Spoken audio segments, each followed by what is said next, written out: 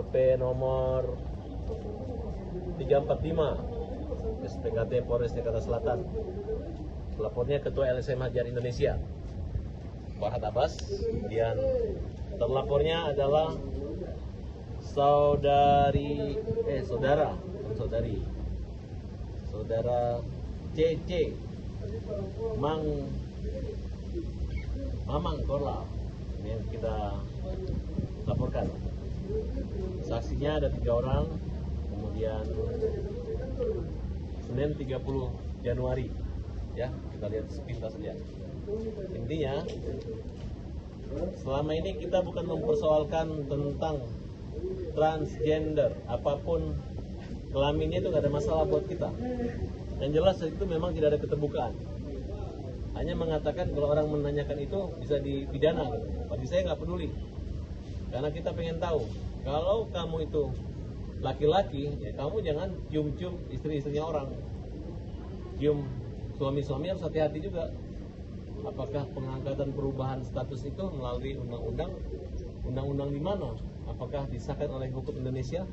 Kalau dia menggunakan KTP Indonesia, berarti kan dia ada statusnya laki atau perempuan, kan kira-kira seperti itu.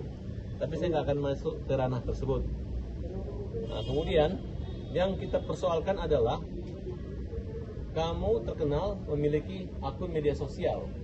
Akun media sosial di situ kamu teriak-teriak yang diikuti oleh orang dengan kalimat-kalimat KONTOL, MENEK.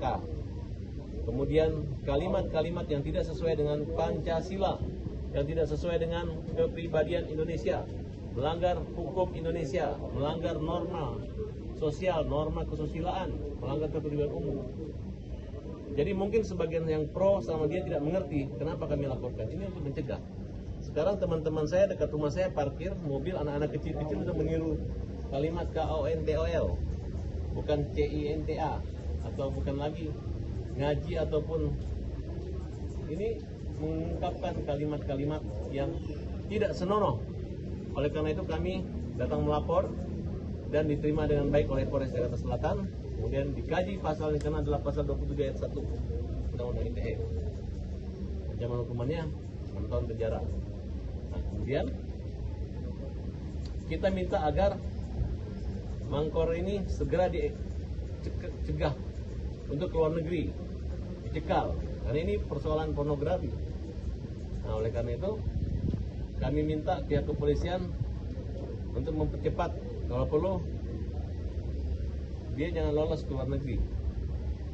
Karena kalau lolos ke luar negeri, kita terus tunggu waktunya lama. Kita khawatirkan bisa nanti dia pindah warga negara. Padahal kan kita udah ingatkan, kita udah somasi. Kamu minta maaf, kemudian merubah perilaku, kemudian menyatakan itu adalah suatu kekeliruan. Mungkin tidak akan kita membuat laporan seperti ini. Tapi karena dianggap kita ini cerewet, kurang urusan, kurang kerja dan lain sebagainya, enggak. Ini adalah peran serta kita sebagai warga negara, sebagai lembaga swadaya masyarakat yang punya kepedulian terhadap perkembangan anak, perkembangan masyarakat yang tercoreng, tercederai dengan norma-norma asusila atau norma sosial. Itulah kita turun tangan langsung untuk membuat laporan ini. Awalnya saya berpikir dia akan menanggapi, ternyata tidak, malah ngejek-ngejek. Bukannya malu memperbaiki diri, malah makin katanya bukan urusan dia mau jadi lonteng, mau jadi apapun, siap nggak, itu bukan urusan kita, bukan. Memang kamu nggak punya urusan, tapi di media sosial itu udah urusan umum. Siapa saja yang melanggar mencederai, yang ada terugikan akan dapat melaporkan Mangkor. Tidak hanya saya, siapa aja bisa. Tapi kabarnya hari ini dia akan pulang ke Jerman tuh, Bang.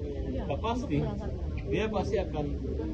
Kemarin masih ragu kan kita laporkan, tapi sekarang dia pasti akan kabur. Ya kalau kalian punya idola itu kabur, ya buat apa dong? Harus bertanggung jawab dong. Kalau itu benar, ngapain kabur? Kalau perlu batalkan tiketnya, kemudian selesaikan persoalan hukum di sini, yakinkan bahwa perbuatan itu benar dan akan didukung oleh masyarakat. Tapi kalau tidak, berarti dia kabur. Terus dikabur di sana mau ngomong apa dia? Ngomong bebas, di luar negeri bisa ngejek-ngejek seperti itu. Ya, di samping perkataan-perkataan cabul tersebut disampaikan di luar negeri, ada beberapa bukti yang kita temukan di video di media sosial kan di Jakarta maupun di Indonesia, sehingga kita punya legal standing dapat melaporkan akibat kerugian yang diakibatkan oleh perbuatan daripada media sosial yang tidak terkontrol, media sosial yang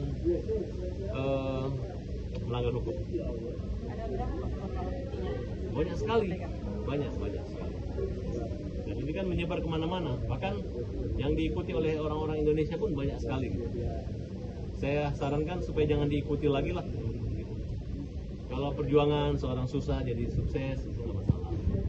Tapi kalau perjuangan orang sukses, kemudian dia ngomongnya sukses, itu menurut saya nggak bagus dan harus dilawan. Kalau klarifikasi pulang ke negeri sana, yaitu kan negeri Jerman ya, tempat dia cari makan, bukan dia itu punya negeri yang membuat